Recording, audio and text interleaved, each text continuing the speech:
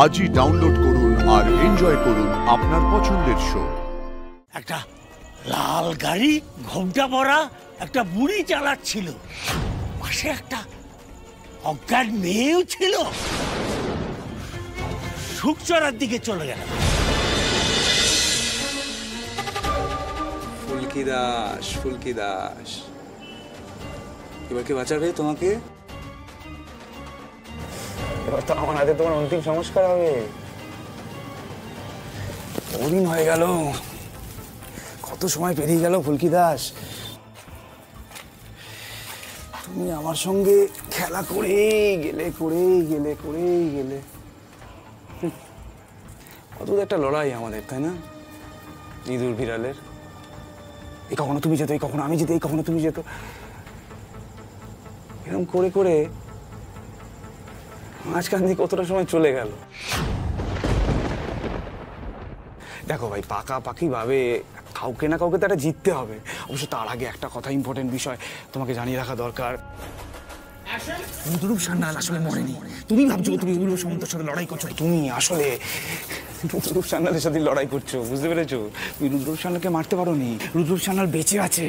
রুদ্ররূপ সান্যাল তোমার বুকের উপর বসে দাড়ি উপড়াচ্ছে, কিন্তু তুমি তাকে চিনতে পারছো না। সে তোমার চোখের সামনে দিয়ে ঘুরে বেড়াচ্ছে, তুমি তাকে চিনতে পারছো না। এটার যে কি আনন্দ, এই জয়ের যে কি মজা, আমি তোমাকে বলে বোঝাতে পারবো না ভাই।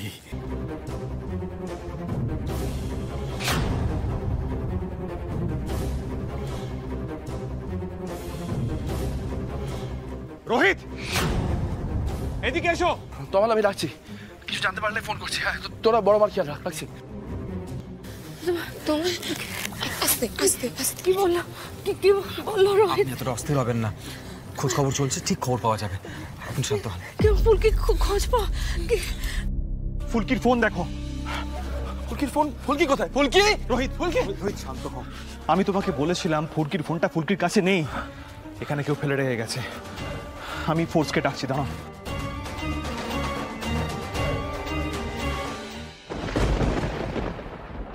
ফুলকি!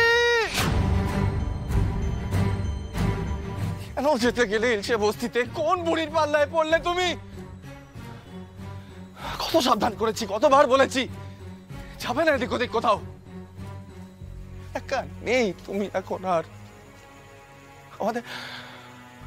আমাদের সন্তান বড় হচ্ছে তোমার মধ্যে, এখন কোথায় খুঁজবো তোমাকে? আমি ফোর্সকে ডেকেছি, ফোর্স আসছে। চারিদিকটা খুঁজতে হবে আমাদের, চারিদিকটা খুঁজে দেখতে হবে। রোহিত, ওনাকে একবার জিজ্ঞেস করে দেখি। এসো। কাকা, কাকা, আপনি এখানে কতক্ষণ ধরে আছেন? আপনি কাউকে মোবাইল ফোন ফেলতে দেখেছেন ওই ডাস্টবিনে? এই ফোনটা দেখেছি তো, দেখেছি। দেখেছেন? আপনি কি দেখেছেন? একটা লাল গাড়ি ঘোমটা পরা একটা বুড়ি চালাচ্ছিল, পাশে একটা অজ্ঞান মেয়েও ছিল। ফোনটা ছুঁড়ে ফেলে দিয়ে ওই